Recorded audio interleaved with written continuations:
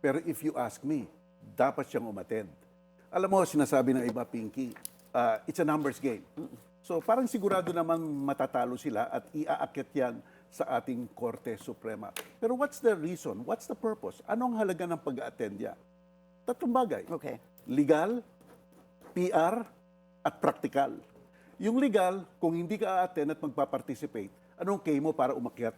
Sasabihin ng Korte Suprema, anong sinasabi mo? Hindi ka naman umattend eh. Bakit mo sinasabing walang due process? Because there are two kinds of due process, substantial and procedural. Sa procedural pa lang, hindi ka na umattend. So hihina ang kanyang laban sa Korte Suprema. PR, well, basta umattend siya doon, he is talking to the people.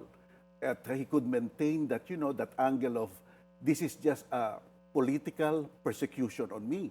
Pwede niya talagang i-continue yung narrative na yon. Yan yung PR side. Pero yung practical side, remember, this is a dress rehearsal sa Senate.